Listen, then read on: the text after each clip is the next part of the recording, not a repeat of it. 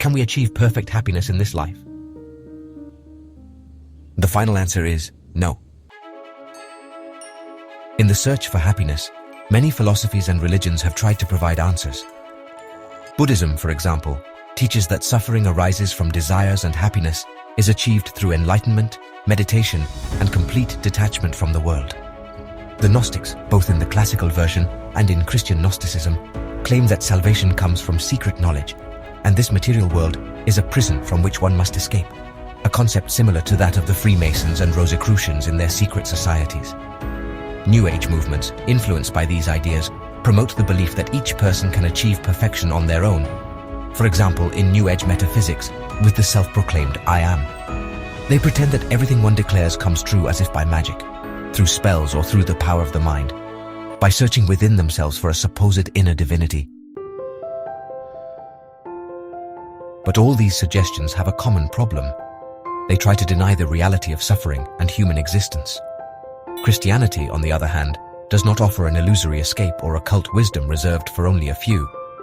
Christ reveals to us the truth. Suffering is part of life, but when lived with faith and love, it takes on a redemptive meaning.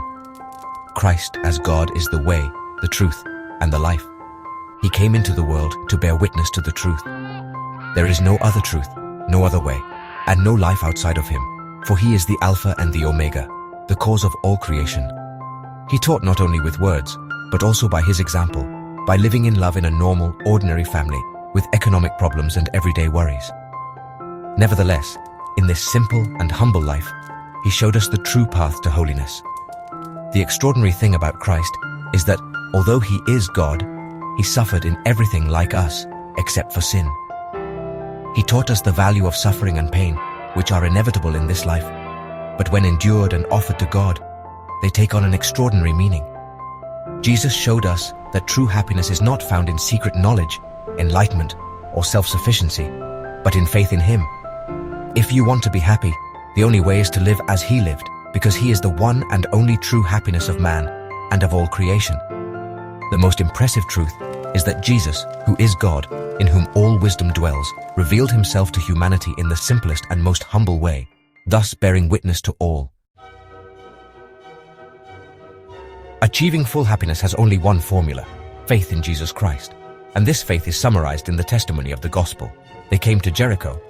As Jesus and his disciples and a large crowd were leaving Jericho, blind Bartimaeus, son of Timaeus, was sitting by the roadside begging. When he heard that it was Jesus of Nazareth, he shouted, "Son of David, Jesus, have mercy on me." Many rebuked him and told him to be quiet, but he shouted all the louder, "Son of David, have mercy on me." Jesus stopped and said, "Call him." They called the blind man and said, "Cheer up, on your feet, he's calling you." Throwing off his cloak, he jumped to his feet and came to Jesus. "What do you want me to do for you?" Jesus asked him. The blind man said, "Rabbi, I want to see." "Go," said Jesus, "your faith has healed you." Immediately he received his sight and followed Jesus along the road. Matthew chapter 20, verses 29 through 34. This passage teaches us that true happiness is not found in this world, but in answering Christ's call to follow him in faith and trust in his mercy. Like Bartimaeus, we must call on him, leave behind what holds us captive, what blinds us, and, by following in his footsteps, find the fullness of life. Jesus said to his disciples, "Whoever wants to be my disciple must deny themselves and take up their cross and follow me." Matthew 16:24. That's all. The bell of the Vendi. Leave a thumbs up and share the video. Goodbye, dear warriors in Christ, and may God bless you.